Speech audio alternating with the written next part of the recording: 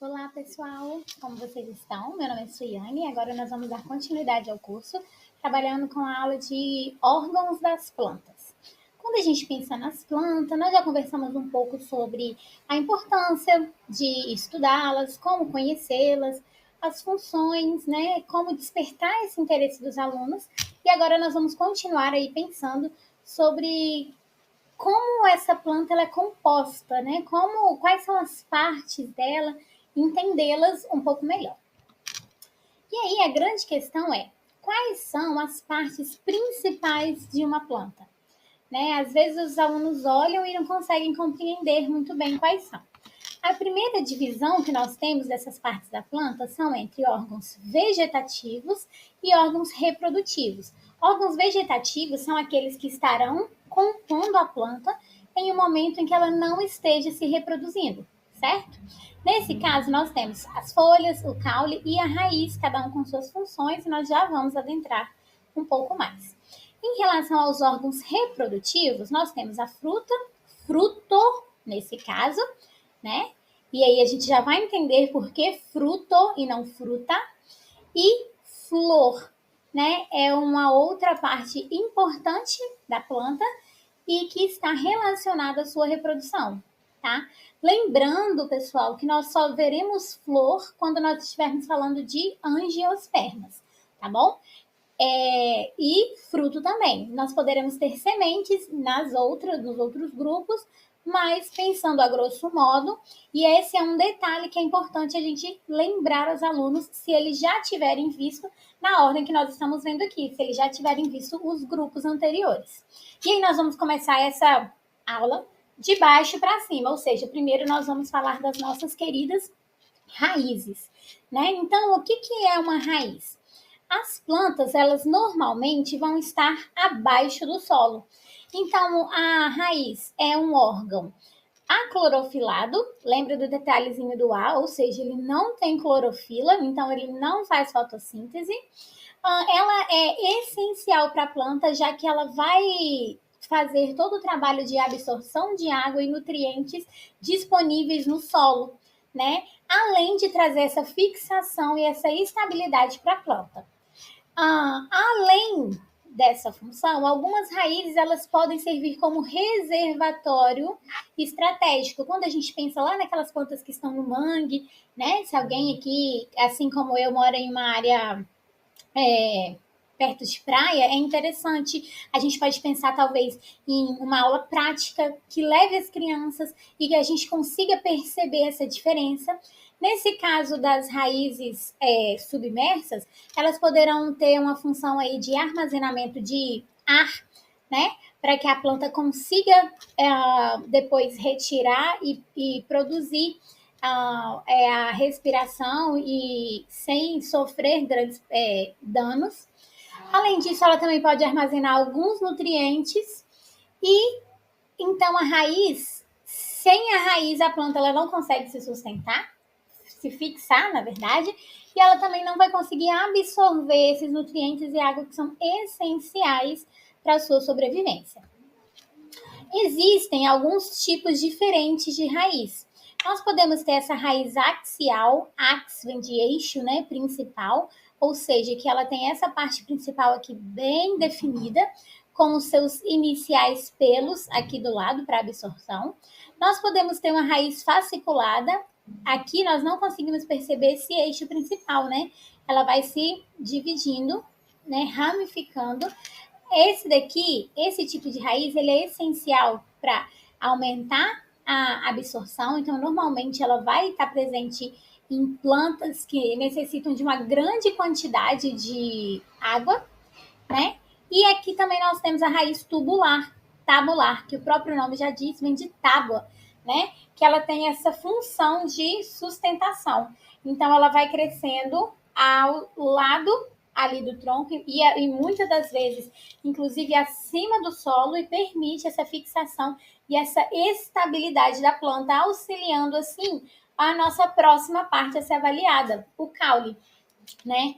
Os caules, eles vão estar sempre não, na maioria das vezes, em cima do solo, acima, ou seja, raiz abaixo do solo, caule acima do solo. Essa diferenciação, ela é essencial, principalmente para alunos do ensino fundamental, que às vezes nas séries iniciais tem menos contato. Os alunos do ensino médio, às vezes, já têm um contato maior, né? Mas trazer essa diferenciação é importante também. E aí o caule, às vezes a gente olha para ele e fala, tá, é o caule, tá ali, uma haste. Não, gente, ele não é assim tão simples. Ele vai trazer suporte à planta, ele é que vai sustentar as nossas folhas, as flores, os botões florais, os frutos. Eles também são essenciais no transporte de água e no transporte dos produtos da fotossíntese para o restante da planta e também para transportar aquilo que foi absorvido da raiz para o restante da planta. Eles vão ser formados pela sua haste principal, os nós, que são essas ramificações, esses encontros, e as gemas, né, que são essas pontinhas redondinhas aqui, que serão formadas por células meristemáticas. Nós já vamos entender um pouquinho melhor sobre as células meristemáticas lá na nossa aula de histologia vegetal, que eu também estarei aqui com vocês, tá bom? Ainda pensando nessa situação, para trabalhar as partes da planta, nós podemos ter algumas opções para tornar essas aulas um pouco mais lúdicas. Por exemplo, a gente pode pegar uma planta pequena, né, desses vasinhos que a gente encontra em supermercado e tudo mais, levar para a sala de aula e começar a dessecar com os meninos. A gente pode tirar cada parte e separar. Olha, essa parte é a raiz, essa parte é o caule, essas são as folhas, essas são as flores, os frutos. E quando nós fazemos essa separação, eles acabam fixando melhor, porque são aulas práticas e rápidas, mas que transformam a aula de uma maneira que às vezes a gente não consegue nem imaginar. Ao final, a gente pode solicitar um roteirinho, pedir aos meninos, falar assim, olha, como nós fizemos essa separação, quais foram as partes observadas, por que nessa planta não percebemos, por exemplo, o desenvolvimento de caule mais grosso, aqui o caule é verde, por que aqui o caule é marrom, por quê, qual a diferença, né? Nós conseguimos trabalhar, ampliar os conhecimentos, trabalhar conteúdos diferentes de uma maneira um pouco mais vamos dizer assim, menos direta, né? Sem ser tanto naquela questão do decorar, né? E ver só por imagens e tudo mais. Ainda falando sobre os caules, nós podemos ter diferentes tipos de caule. E aqui nós temos alguns exemplos, né? Pode ser um tubérculo, pode ser um caule aéreo e reto, como aqui no caso da couve. Pode ser um caule que vai se desenvolvendo sem aquela estrutura rígida, porque normalmente quando a gente pensa em caule, os meninos vão sempre pensar em tronco, né? Aquele tronco rígido, grosso, enorme, né? E não necessariamente caule vai ser assim. Nesse caso, a gente tem até aqui um caule clorofilado, né? Ou seja, esse caule também consegue fazer fotossíntese. E aí, quando a gente fala nesses tipos de caule, nós podemos ter os troncos, que é aquele caule robusto, grosso, né, lenhoso, que aí a partir dele vão sair as ramificações, que estarão geralmente mais na parte superior, mais no ápice da planta. Nós podemos ter uma haste, que é esse caule um pouco mais flexível, verde fotossintetizante, por exemplo, aqui ó, como o caule da couve, né? Nós ainda temos o colmo, que é um caule que vai ter alguns gomos na sua formação, um caule do tipo stipe, que é aquele do coqueiro lá, que vem fininho, fininho, fininho, chega lá e ele abre uma copa maior, né? E aí nós temos alguns tipos de classificações dos caules.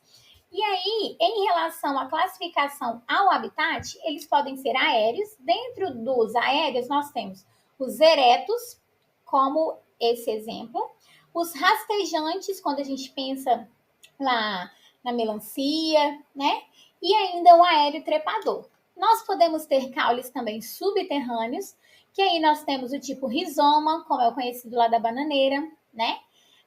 Lembrando que na bananeira, gente, o que nós enxergamos aqui, nós pensamos ser o caule, na verdade, são folhas diferenciadas. É o pecíolo da folha que é muito desenvolvido. né? O que é o caule mesmo, ele vai estar lá dentro da terra. E ele é chamado, e ele recebe esse nome de rizoma porque às vezes ele vai ser confundido com raiz, né? A raiz ainda está mais a fundo no caso da bananeira. Nós também ainda temos o subterrâneo do tipo bulbo, que aí nós temos a beterraba, né? Que todo mundo gosta bastante, as menininhas amam a beterraba. E nós ainda temos o subterrâneo do tipo tubérculo, quando a gente pensa lá na batata. Né? Então, para trabalhar caule, por exemplo, é muito tranquilo. A gente passa no quilão um dia antes, compra beterraba, compra batatinha. A gente pode levar para os meninos e demonstrar isso na prática. Né? Às vezes tem uma horta na escola, a gente pode fazer uma simulação, por exemplo, de como que nós plantaríamos, né? E seria bem interessante. Ainda, nossa última classificação em relação ao habitat, eles podem ser aquáticos, que no aquático ainda é mais tranquilo, são aqueles que vão se desenvolver na água. Por exemplo, aqui é o da Vitória Régia, né, que liga ela à parte principal. E aí nós temos algumas adaptações desse caule, né? Como a gente falou, nós temos aqueles esverdeados e que são mais flexíveis, outros mais duros.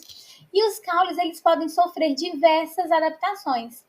Quando a gente pensa, a gente pode ter o desenvolvimento de espinhos, né? Alguns espinhos serão folhas modificadas, mas outros serão originados do caule, né? E isso aí, como que a gente faz essa diferenciação? A partir de anatomia vegetal, tá? E também é um caráter que pode servir para classificação desses indivíduos. Aqui, ó, esse daqui, ó, que é o da rosa, né? Que é um espinho bem firme, que machuca bastante. Então, é um exemplo tranquilo da gente levar essa adaptação para a sala de aula, né? A gente passa, às vezes, rouba aquela rosa do vizinho para poder levar na aula. Nós temos também uma outra adaptação, que aí, nesse caso, é a formação do caule secundário, né? Esse caule secundário, ele estará presente naquelas plantas que já tem um desenvolvimento secundário muito forte, né? Muito grande. Nesse caso, nós temos aqui o felogênio, que é o nosso tecido meristemático que vai formar a parte da nossa estrutura secundária. Esse felogênio, ele vai formar para fora o suber e para dentro ele vai formar ali o alburno. E para dentro, como eu disse, o alburno. Quando a gente pensa aqui no alburno, ele vai ter uma função essencial, ele é xilema, então ele vai conduzir seiva bruta, né? Aquela que vem lá do solo, aquela extração de água e nutrientes. A junção do alburno com o suber e o felogênio, tudo isso aqui é o que nós denominamos de casca. Então, se alguém vai lá e retira, por exemplo, a casca de uma árvore, ele vai estar retirando essas três partes. E aí, essa planta que antes estava em um crescimento secundário, agora ela vai perder a capacidade de retirar do solo a água e os nutrientes, ou seja, a longo prazo nós levaremos à morte dessa planta, né?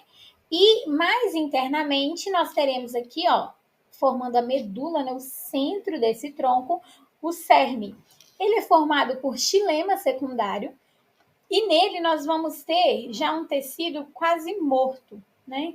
Ele ser um tecido tão impregnado em lignina, em outras substâncias, que vai trazer ali uma sustentação extra para a planta e, além disso, uma proteção, porque ele continua conduzindo essa seiva bruta. Mas quando ele conduz essa seiva bruta, no seu interior ali, ele precisa proteger a planta de possíveis patógenos ou outros malefícios que podem vir através da raiz. Então, ali nós temos também uma função de proteção. Então, quando a gente olha para o caule, às vezes imagina algo assim tão simples, vamos olhar com calma, porque não fica só aí, né? E uma outra classificação importante em relação ao caule é sobre a disposição dos feixes de xilema e de floema dentro desse caule. Aqui no caso das monocotiledôneas, que elas apresentam raízes do tipo fasciculadas, lembra aquela raiz que eu mostrei que tem diversas raizinhas pequenas saindo daquele centro? Ou seja, o seu xilema e o seu floema também vão vir de diversos pontos diferentes, né? Ela não tem um eixo principal. Se ela não tem esse eixo principal, o seu caule vai seguir também sem ter esse eixo principal. Então, nós teremos normalmente o xilema voltado para dentro e o xilema para fora, mas nós teremos diversos pontos de xilema e de floema ao longo da planta, né? E nós enxergaremos ela dessa forma. Já nas eudicotiledôneas, que na sua grande maioria terão aquela raiz com o eixo axial, com o eixo principal, nós teremos aqui, ó, esse câmbio formando um círculo bem no centro, separando o que nós chamamos de medula, ou seja, o córtex desse tronco, né? Continuação da raiz, tá, gente? E aqui no centro nós teremos o xilema e ao externo o floema. Esse nosso câmbio, né, que vem de troca, ora ele vai produzir xilema para dentro, ora ele vai produzir floema para fora, certo? E aí agora nós vamos falar sobre folhas, né? A folha, normalmente, isso para os meninos já é bem tranquilo, desde o início, vão pintar aquelas nossas folhinhas verdes, né? Pela presença da clorofila, que marca a sua principal função, né, a principal função das folhas, que é a questão da fotossíntese, que vai ser essencial para a produção de toda a questão de energia da planta e de alimento, ou seja, seres autotróficos. Nós não podemos esquecer dessa palavrinha quando nós falarmos das folhas, né? Além disso, as folhas elas também vão atuar na regulação da troca de gases com o meio ambiente, ou seja, na respiração celular. E, pessoal, essas folhas, elas são essenciais e elas podem ser classificadas em relação ao seu formato, em relação a diversas características. E a primeira classificação que nós temos é entre uma folha simples e uma folha composta. Uma folha simples é aquela que tem uma única lâmina formando a folha. Já na folha composta, nós temos um pecíolo principal e esse pecíolo vai dividir em diversas diversos folíolos ou folhetos, ou seja, uma única folha vai ter diversas lâminas, certo? E aí, nessa classificação das folhas simples e das folhas compostas, dentro das compostas, nós temos diferentes disposições. Elas podem ser compostas e até recompostas, né? Aqui é o pecíolo principal. Desses pecíolos lateraisinhos, aqui dessas nervuras centrais, nós temos outras folhas saindo, né? Além dessa questão de simples e compostas, nós temos em relação ao formato dessa lâmina, né? E aí, esse tipo de classificação, ela é muito útil na classificação taxonômica, naquele agrupamento dentro das famílias, dentro das espécies, certo? E aí, nas partes da folha, nós temos, saindo aqui do caule, né, o nó principal, as estípulas. Das estípulas sai o pecíolo. Esse pecíolo ele se transforma logo em nervura central, ou seja, a nervura central é uma continuação desse pecíolo que vai se diferenciando. As nervuras secundárias e o que fica entre isso, a lâmina foliar. Tranquilo? E aí, pessoal, ainda pensando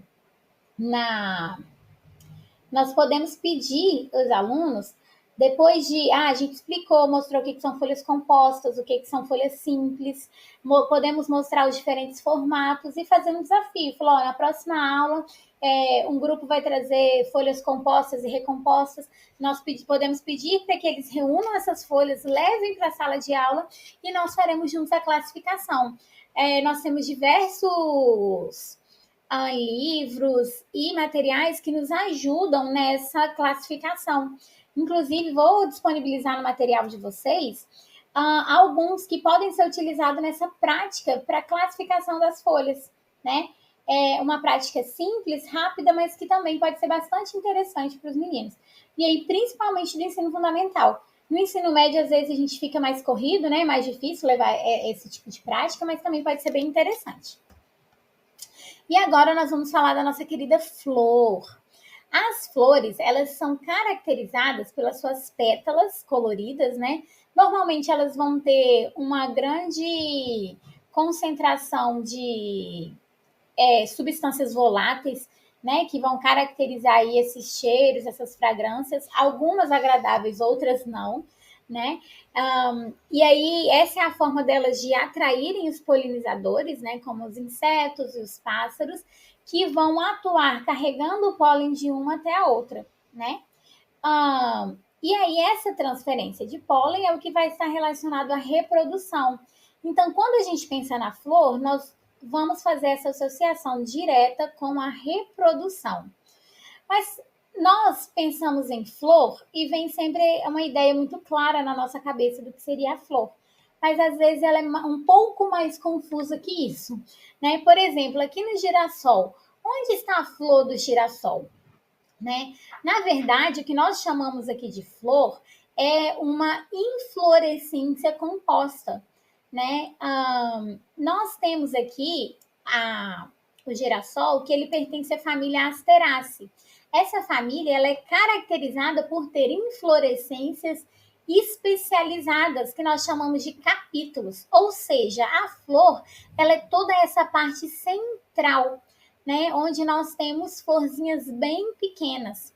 Ao redor, o que nós vemos em amarelo, enormes e lindos, na verdade são brácteas, né? São folhas modificadas ali que vão trazer toda essa estrutura que vai chamar a atenção visual dos nossos polinizadores para essa planta. E aí, pessoal, como eu disse, as partes da flor, elas são um pouco mais complexas do que parece. Elas são muito bonitas, mas elas vão receber alguns nomezinhos específicos.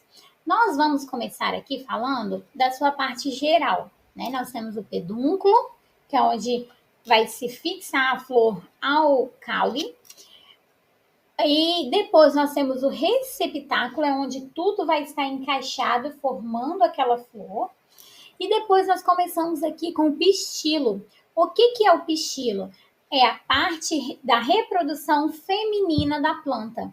Esse pistilo, dentro dele, nós teremos a formação do gineceu, que é a junção do estigma com o óvulo. O estigma é essa pontinha aqui em cima, onde nós teremos a entrada do grão de pólen. O estilete, onde vai ser produzido ali o tubo polínico, que vai levar esse pólen até aqui ao centro, no ovário.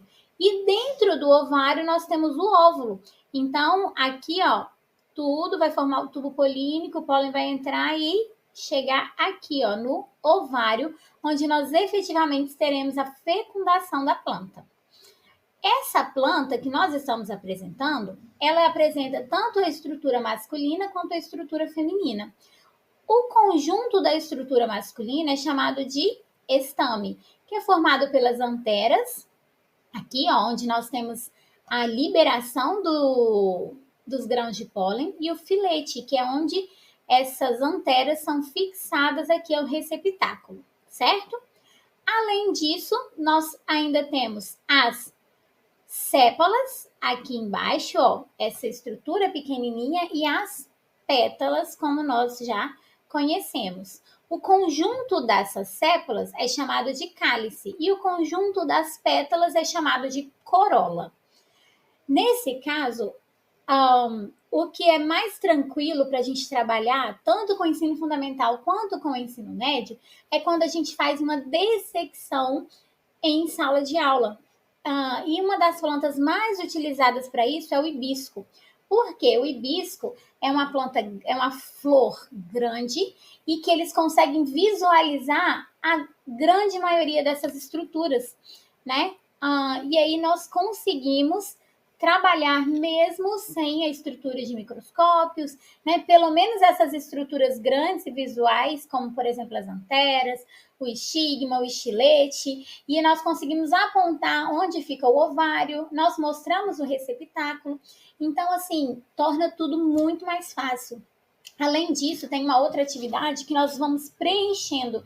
E aí a gente pode fazer a junção das duas. A gente entrega essa imagem para os alunos e faz essa dissecção junto com eles. Fala assim, olha, isso que nós retiramos agora são as nossas pétalas. O conjunto delas forma a nossa corola. Ah, aqui nós temos as sépalas. O conjunto dela forma o cálice. E aí a gente consegue fazer com que essa fixação ela se torne mais simples para os meninos. E não podemos deixar de falar de polinização quando nós falamos das flores, né? Porque a polinização, ela permite que as plantas, nesse caso, se reproduzam, principalmente quando nós estamos nos referindo lá às angiospermas, né? Como que ocorre essa polinização? Nós temos aqui os insetos aqui representado, né? Por esse linda abelhinha, que vai entrar em uma flor aí para pegar o grão de pólen, que é atrativo para eles e necessário. Quando ele vem, encosta, o pólen acaba ficando preso a ele, né? Que ele é bem grudentinho. Isso é uma outra situação interessante que a gente consegue mostrar para os meninos na aula prática, né? Esse pólen ele vai grudar aqui, ele vai voar, pode cair algum pelo vento e por sorte chegar lá, ou ainda vai ser direcionado quando esse inseto chega em uma outra planta. Para ele ir aqui nessa antera, ele acaba passando aqui pelo estigma. Quando ele passa aqui pelo estigma, ocorreu a polinização. Então, aqui vem a importância de nós pensarmos lá nessa disciplinaridade. Nós podemos trabalhar a botânica junto, por exemplo, com a ecologia, a importância, a relação entre os diferentes animais, entre os diferentes organismos, tanto vegetais quanto animais, né? Mas lembrando que a polinização ela não vai acontecer apenas via polinizador, né? Nós podemos ainda ter a polinização através do tempo, que é a anemofilia, do vento, que é a anemofilia. Nesse tipo de polinização, o vento ele vai transportar o pólen de uma flor para outra e assim vai facilitar essa fertilização, né? Normalmente, as plantas que dependem do vento para se reproduzir, elas vão ter um grão de pólen muito leve e pequeno, que ele facilmente será levado. Como exemplo aqui nós temos o trigo e o dente de leão.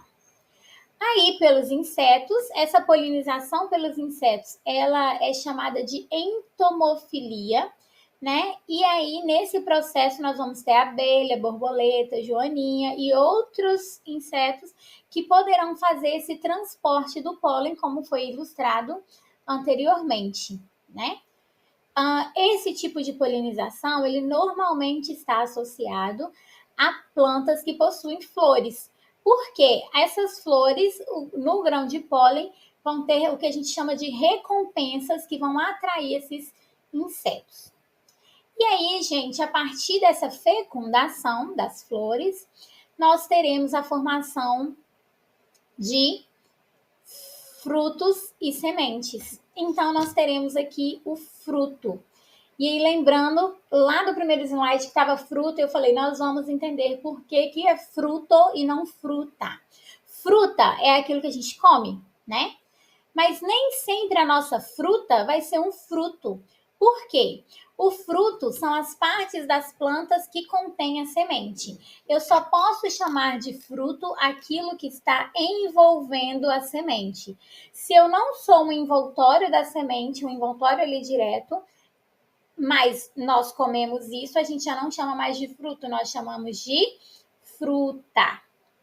E é o que nós vamos ver, por exemplo, quando a gente falar do caju e tudo mais, né? E aí, qual a função desse fruto? Se eu falei que ele está ao redor da semente, a função dele é o quê? proteger a semente. Mas, além disso, eles também são essenciais para a distribuição dessas sementes, tá bom?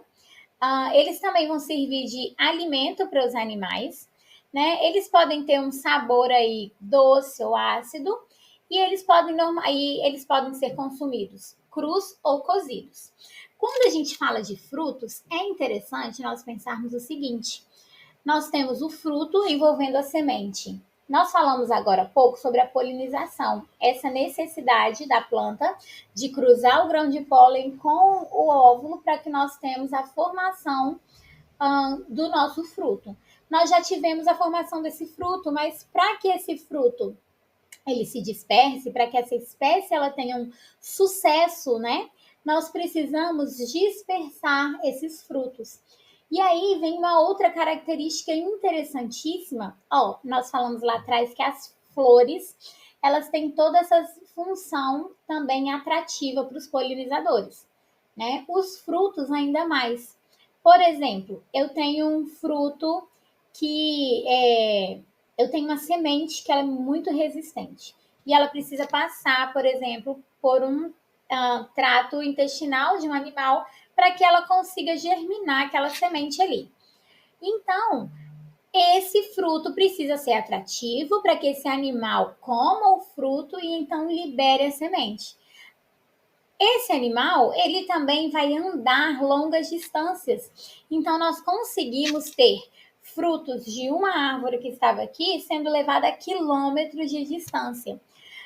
Os tipos de polinização são essenciais para que nós tenhamos o cruzamento de informações genéticas, né? Para que nós tenhamos a variabilidade genética dessas plantas, aumenta a resistência delas. Então, por exemplo, naquelas que são levadas pelo vento, nós podemos ter ali a fecundação de grãos de pólen com óvulos que estão a muitas distâncias. Mas aqui no fruto, isso aumenta ainda mais. Por quê? Nós teremos esses frutos sendo carregados muitas das vezes por animais de longas distâncias. Aí a gente pensa, por exemplo, na jaca. Nossa, é um fruto muito pesado, sim. Ninguém vai conseguir levar uma jaca inteira. Mas o animal vai lá, come alguns gomos, depois, dias depois, quilômetros depois de distância, ele vai evacuar aquelas sementes. Ou seja, nós tivemos ali uma combinação de fatores. Nós tivemos uma combinação de variabilidade genética com aquela polinização cruzada que veio lá atrás, agora com essa nova função de levar essa nova informação genética para longe, né? E aí, então os frutos, eles são essenciais ainda para a ocupação das plantas no ambiente terrestre, né? Por quê? Como a gente já falou lá atrás, a partir do surgimento das flores, dos frutos, das sementes, nós temos ali a efetiva conquista do ambiente terrestre pelas plantas. Então, grande parte do sucesso evolutivo delas depende dessas estruturas. Pensando no fruto, nós precisamos entender as partes do fruto. Nós temos aqui no centro, as sementes, né? Aquilo que vem aqui, envolto a isso, nós chamamos de endocarpo, ou seja, que seria ali a casca dessas sementes, né? Essa estrutura aqui ao redor. O mesocarpo, que é a parte que normalmente dos frutos, vamos dizer assim, tradicionais, nós vamos nos alimentar, né? Que é essa parte que nós chamamos de carnosa e que é rica em substâncias nutritivas. E o epicarpo, que é essa casca aqui da fruta como um todo. Tudo isso que está aqui ao redor da semente, nós chamamos de pericarpo. Então, o pericarpo, ele é composto por epicarpo, mesocarpo e endocarpo, ok? Além disso, os frutos, eles terão classificações diferentes. Nós temos frutos do tipo baga, nós temos frutos do tipo carnoso, drupa. Quando a gente fala de baga, é aquele que a semente ela se solta um pouco mais facilmente ali, né? Nós temos várias sementinhas pequenas e elas se soltam com facilidade. Do tipo drupa carnoso, é aquela semente que está mais impregnada, né? Quando a gente vai comer uma ameixa, um pêssego, por exemplo, às vezes a gente tem uma certa dificuldade de retirar ali. E são sementes um pouco mais resistentes, mais duras.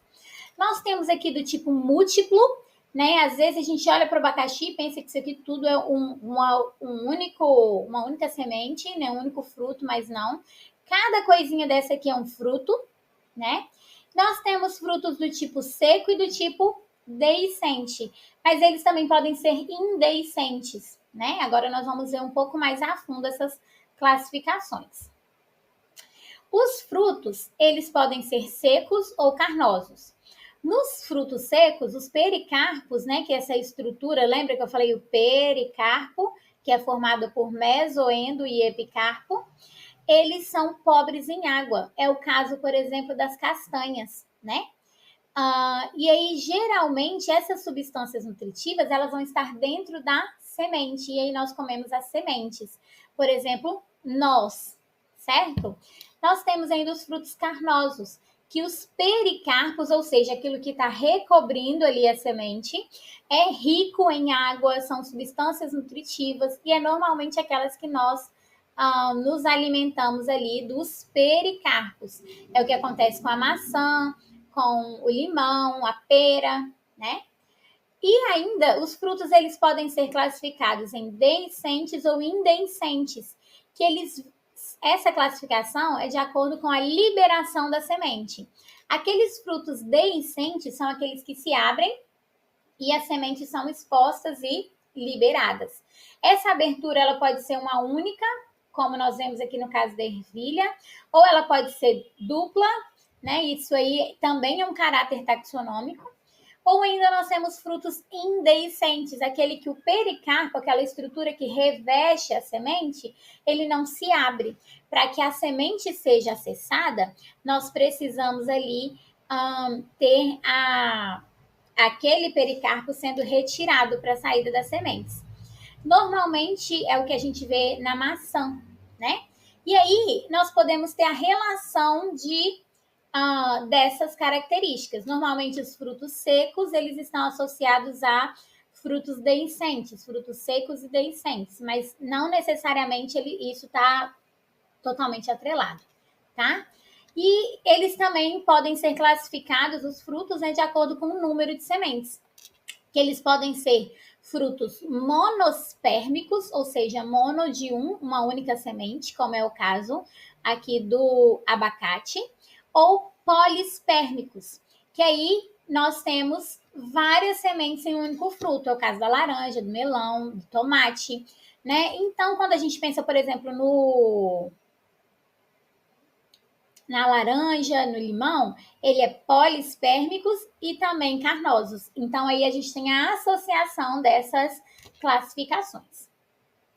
Mas, além disso, nós ainda temos aqui os nossos pseudofrutos. Por quê? Lembra que eu falei que o fruto é aquilo que envolve a semente. Então, se eu não tenho envolvendo a semente ali, nós vamos ter uma outra situação. No caso dos pseudofrutos, a porção comestível, ou seja, aquilo que nós comemos, ele não parte do desenvolvimento do ovário. Um exemplo disso que nós temos é o caju. Porque o desenvolvimento do ovário, ele não gera essa partezinha laranja.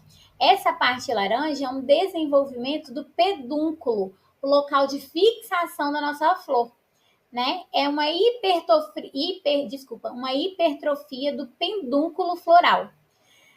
E aqui em cima, assim, nós temos a semente, que é o que a gente come como a castanha de caju, certo? E outro pseudofruto que nós temos é, no caso, a maçã, a pera e o morango, que nós temos aqui o desenvolvimento do receptáculo floral, certo?